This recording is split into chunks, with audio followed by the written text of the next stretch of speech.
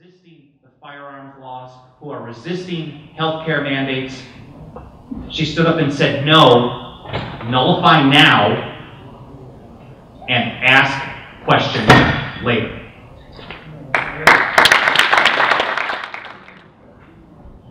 So how many of you have written a letter to your congressman or your senator or whatever that is, right? I've never done this. I've thought many times, like, oh, I should write Barbara Boxer, right? I live in California. I'm thinking, oh, maybe Barb will listen to me and repeal some dumb law that she passed. I've never done it. I just thought it was a waste of time to ask some politician to cut back on the power that they gave themselves.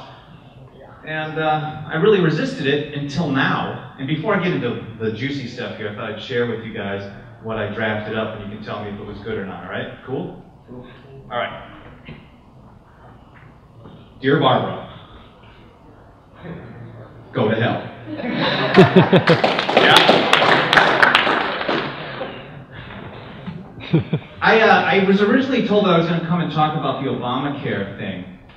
But I guess, have you guys heard enough of that today, or are you done with it? Yeah. I mean, I think it's pretty dumb. But I guess what I can probably chat a little bit about is maybe the answer to the question, not just for Obamacare, but everything else. Government kidnapping, that's what they call indefinite detention. Sending your state National Guard troops off to occupied foreign countries.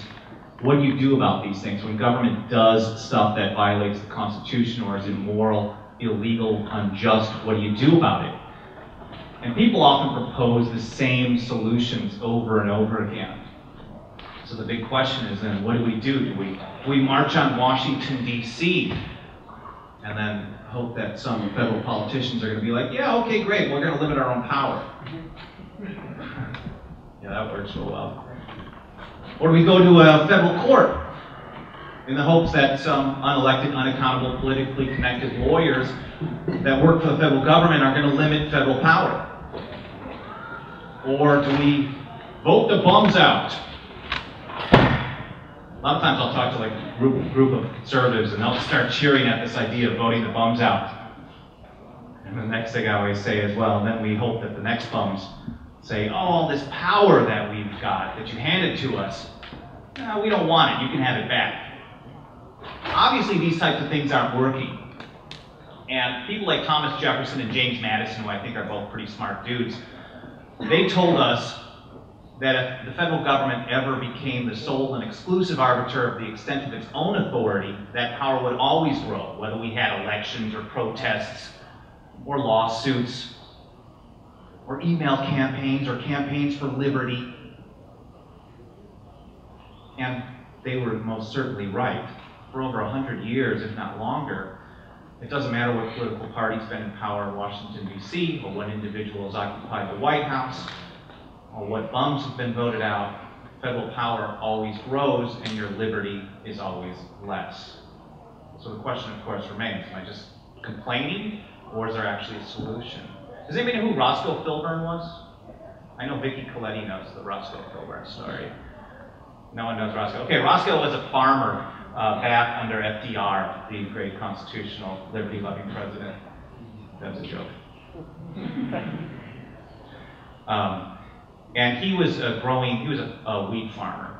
And under the FDR administration, what they did, it was kind of like a corporate bailout, I guess. They put a new law in, I think it was called the Agricultural Adjustment Act, that said that you were limited in the amount of wheat that you could grow. So Roscoe was authorized to grow, I think it was 10 acres of wheat. And so he did that, and he sold it on the open market. This was interstate commerce. He was selling the stuff. And then he decided, he got this crazy idea that, well, I've got all this open land. I used to grow about 20 acres. I'm going to grow another 5 or so. And he did that. And he didn't sell it. He consumed it, I mean, he didn't personally consume it. I think he used it for his livestock. Consumed it on his own home. Well, what do you think the feds did about that? They don't like people obviously violating their rules. And so at a time when people were dying in the street, out of jobs, they went to Roscoe's farm and said, you have to burn your food product. and they required him to burn his additional wheat beyond his 10 acres. So Roscoe sued, and he took it all the way up to the Supreme Court, and Roscoe lost. In a case called Wickard versus Filburn, did you guys hear about this earlier? Yeah. So they decided that if you grew a plant in your backyard and consumed it in your home, you were somehow engaged in interstate commerce, and therefore they could regulate and control what you did. John Adams, who I'm not a real big fan of, he once said, "Liberty once lost is lost forever." I think he made a very good point. If you read the whole piece that he wrote about this, he basically said, once government takes power from you, or takes power unto itself, it's never going to voluntarily hand it back to you.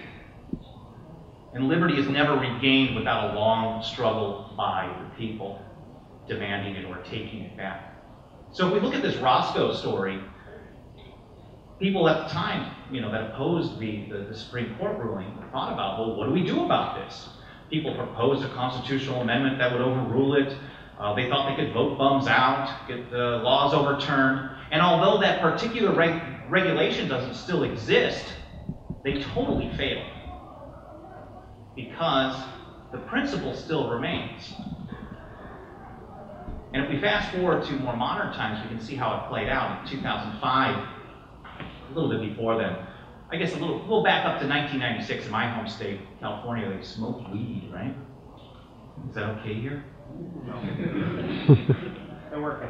In 1996, Californians passed Proposition 215, the Compassionate Use Act, which said that you could use cannabis, marijuana, for certain medicinal purposes.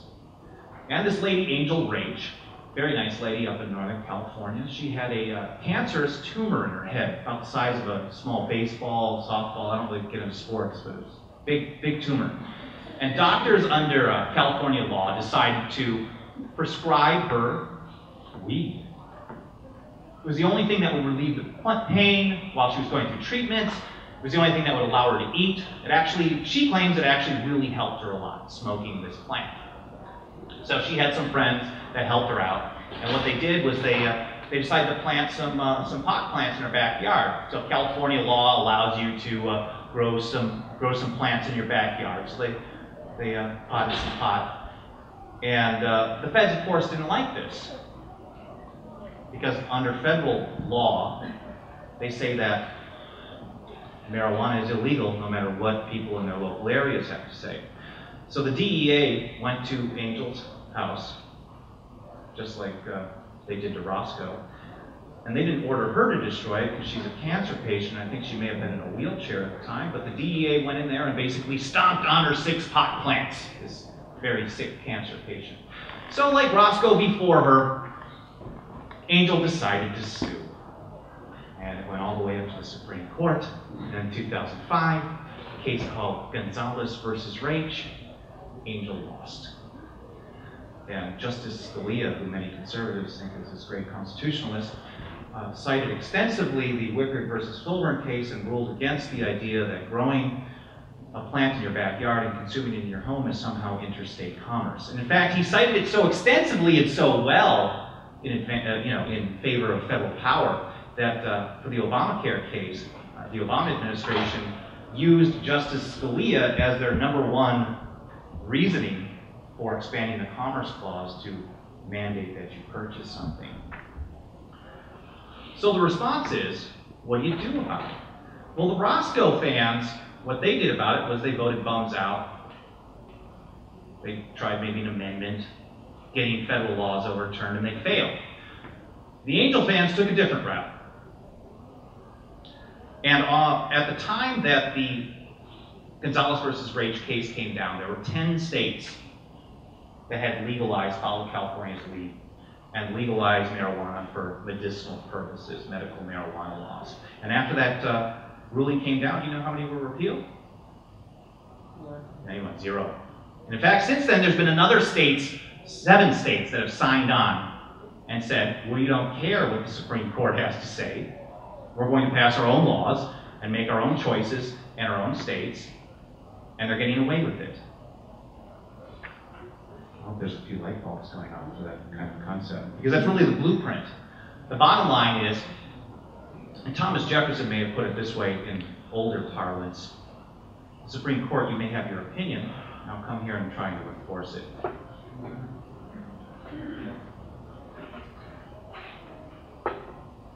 That's not the only issue that this is happening either. Around the country, there's people in states and local communities taking action on issues that are important to them. And they're saying, we don't care what the federal government does, other than we know and acknowledge the bad things that it's doing. But we recognize that going to the federal government to fix problems created by the federal government is a failed policy. It isn't working. It hasn't worked for over 100 years. And so why should we continue banging our heads into a brick wall? We can learn a lot from the marijuana activists. We can learn a lot from what they've done and how successful they are. In fact, other people are doing similar things. So, for example, there are 8 states that have passed a law called a Firearms Freedom Act. This is a law that first was passed in Montana, then in Tennessee, Utah, Wyoming, and elsewhere. Utah, what did I say? 8 states total. And this is a bill that says if you make a gun in your state and you sell it in your state, it is not interstate commerce, and therefore the feds need to keep their dirty little hands off of it. Yes. It's juicy. There's been 25 states that have refused to comply with the Real ID Act. This was a bill passed in 2005 under the Bush administration that basically established a national ID card. Groups across the political spectrum, ACLU to right-wing groups, all just hated this law. And Maine, New Hampshire, Utah, Pennsylvania most recently, 25 states have said we will not comply with the Real ID Act. And although that law is still on the books in Congress, it's never even been challenged in a federal court. In much of the country, it remains null and void. So again, the lesson is, like the weed activists taught us, that when the federal government does something, if we don't comply with it, it may not have an effect. And there's a lot of historical precedents on this. Back in the 1850s, does anybody know what the Fugitive Slave Act is? Yes. Oh, nice. You're on top of it here with the notes, man. This is great. So the feds passed this thing called the Fugitive Slave Act. Basically, what it was doing was requiring northern states to capture black people who had escaped slavery or allegedly escaped slavery and send them to the South. I mean, this is one of the most disgusting things ever done in American history. I mean, first of all, slavery's gross, right? But then add the fact that the federal government was saying, hey, if someone escapes, we're going to require people in their states to send them into bondage.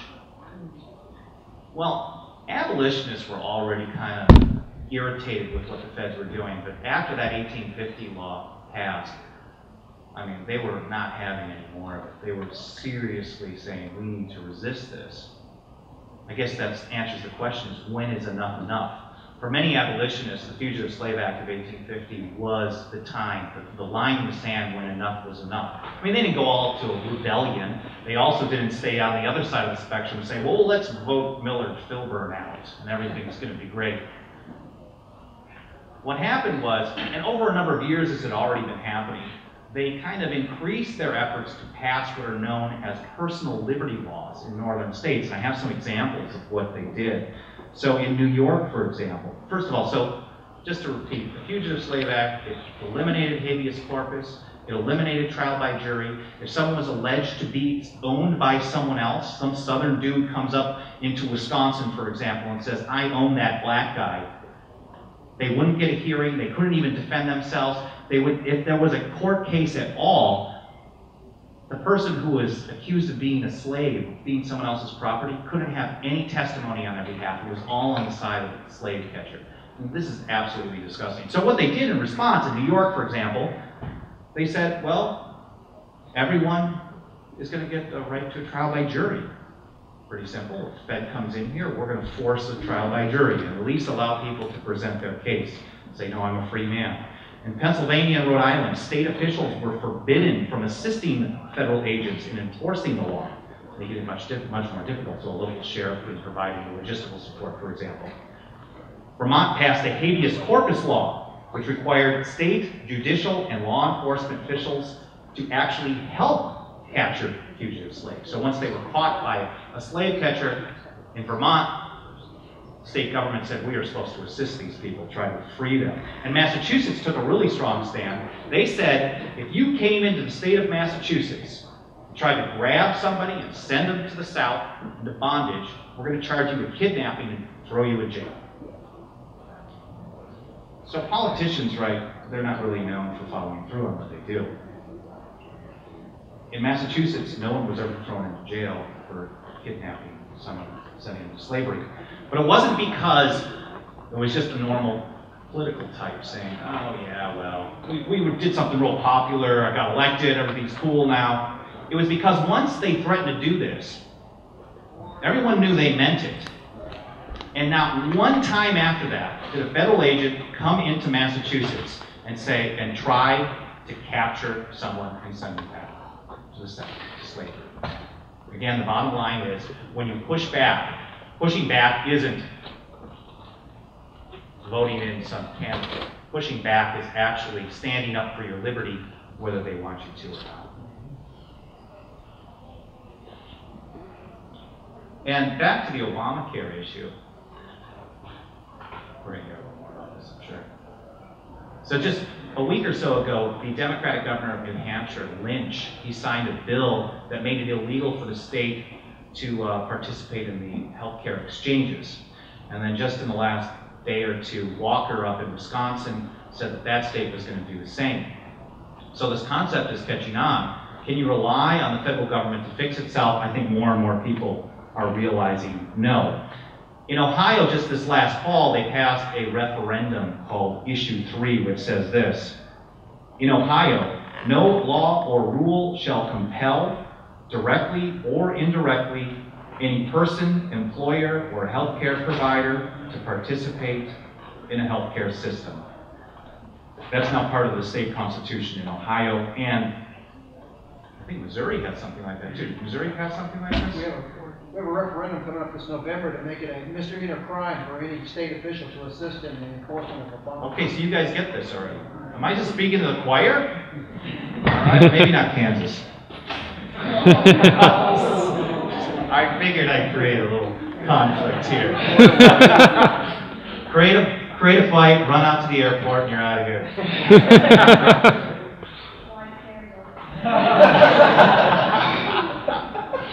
Wow. We're still hoping we'll meet the illegal status. So in Arizona, does anyone like how the federal government treats Arizona?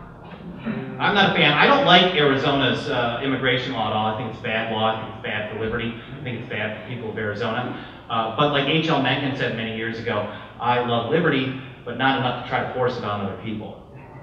So while I don't necessarily agree with the law that Arizona passed, or the campaign finance law that Montana passed, that also got overruled by the Supreme Court, under the system that we have, this whole Constitution thing, people in their states are authorized to be dumb. And there's good reason for it. When someone does something dumb or bad on a small or a local or a state level, it only affects those people. But the system that we have today, where all roads lead to Rome, Washington, D.C., everything affects everybody. And when you get someone like George Bush, Barack Obama, or Clinton, I mean, think about Clinton. At the time, this is just an aside, I've been thinking about this lately. At the time, I never would have thought of him as a small government guy. But in comparison to the stuff that we have today, he ran a very, very small government compared to what Bush or now Obama has done after him. So when these guys make decisions, and they're generally all bad, it affects all of us. We have no escape path. The idea of keeping your decisions local and your tyranny local is that you have a better chance of getting away with it. We all have to recognize that politicians and the founders in this whole system that they created, they recognize that politicians would always try to aggrandize themselves, get themselves more power, and do really bad things. But the goal in limiting federal power and leaving all the decision in different geographic areas was to ensure that the bad things that were done were kept contained. And that's the only way that you can have a real large country with a wide range of political, economic, social, religious viewpoints all living together in peace. Peace isn't a bad thing either.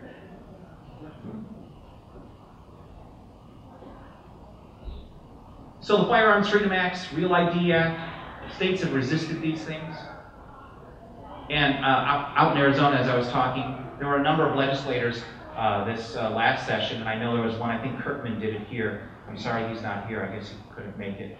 But he had introduced, I believe, a bill, I think it was 1534 in the State House here. And it basically goes along these lines. Let me quick just find the language of it. This is intense stuff. So the Arizona version says this. This is the deal with Obamacare. This state declares that the Patient Protection and Affordable Care Act is not authorized by the Constitution and violates its true meaning and intent, is declared to be invalid in this state, shall not be recognized by this state, is specifically rejected by this state, and is considered void and of no effect in this state. But that's not all. It goes on and it says, an official agent or employee of the U.S. government who enforces or attempts to enforce an act, order, law, statute, rule, or regulation in violation of this act is guilty of a Class 4 felony. Kurtman, I wish he was here.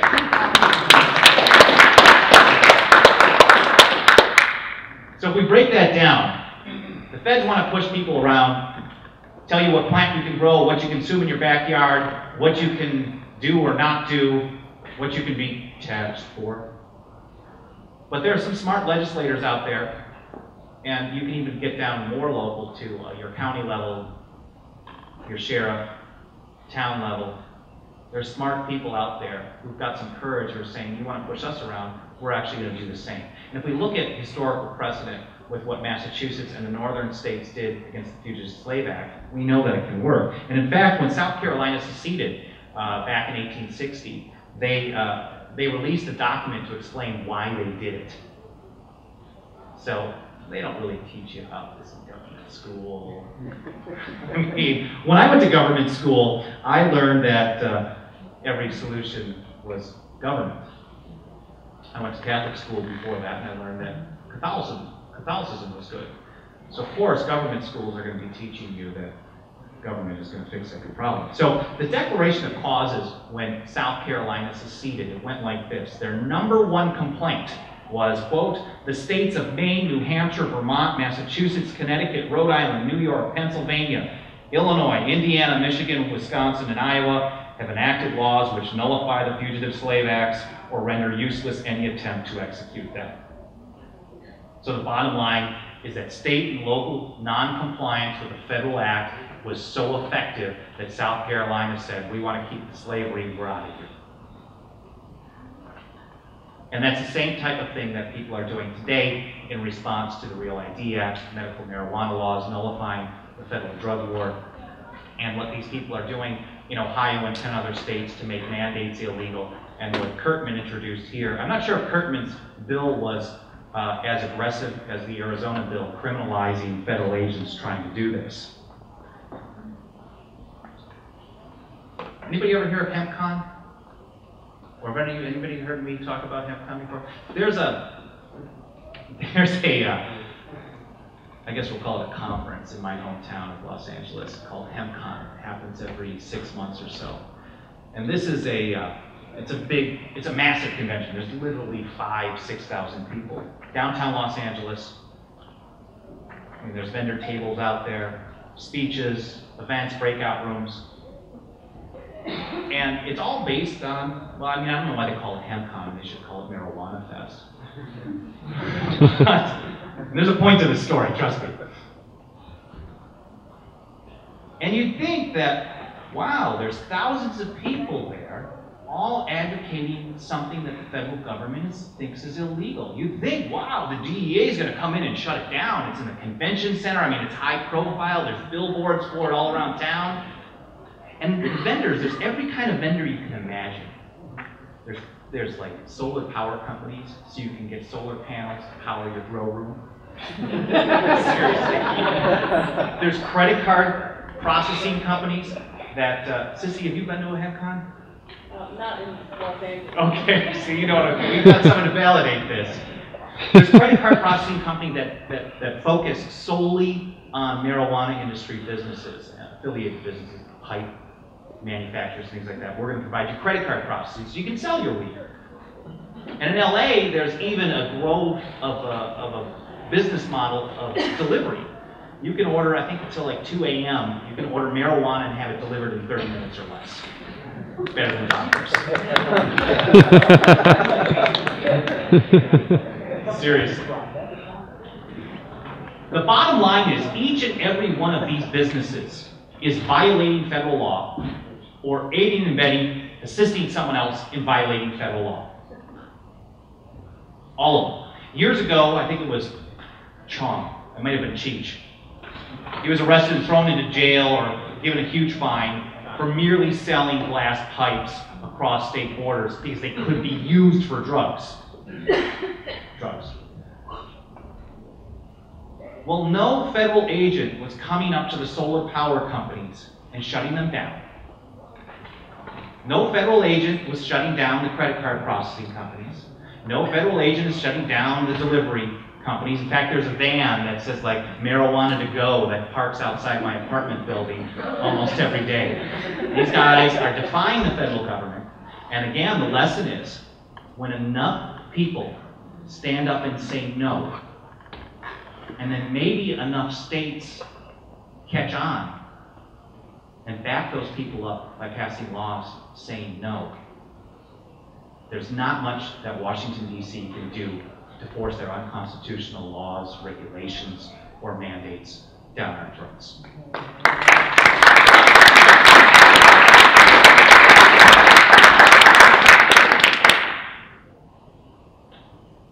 When Rosa Parks refused to move to the back of the bus so many years ago, she gave us a very important lesson. She taught us how to deal with laws that we consider immoral or unconstitutional or unjust. She didn't first comply, go back to the bus, and then say, well, I'm going to vote the bums out, and then I'll later be able to sit in the front of the bus. She didn't move to the back of the bus and then say, okay, I'm going to find some people to fund a lawsuit, and some guy wearing a black dress is going to tell me that I can sit in front of the bus. She didn't work for some candidate. She didn't take any of the political actions that we are taught are our only recourse when something is done to affect our liberty. Phone's ringing. She did what the people who resisted the Fugitive Slave Acts, the people who are currently resisting the laws against marijuana, the people who are resisting the Real ID Act, who are resisting the firearms laws, who are resisting health care mandates. She stood up and said, no, nullify now, and ask questions later.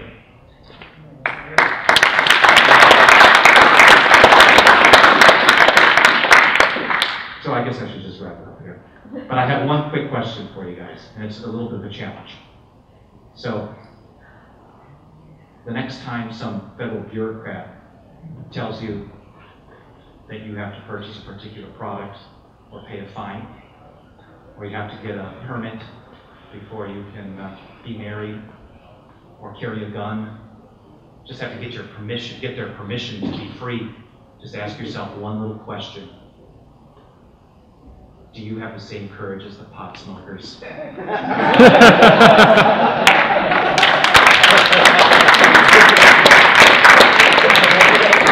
the sake of all of our liberty, I hope you do, because we need to learn how to exercise our rights, whether they give us permission to or not. Thank you.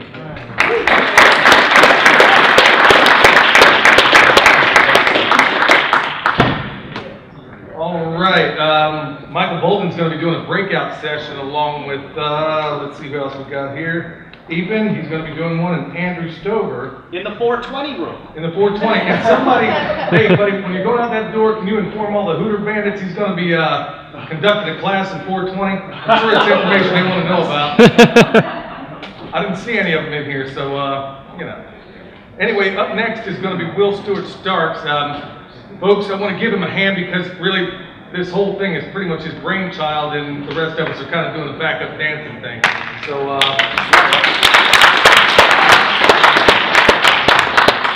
okay, with that said, we'll just let everybody come up, give a brief synopsis. And Joel, do me a favor, let them Hooter Bandits know that he's going to be doing the class.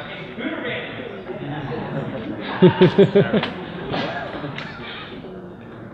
Bandits!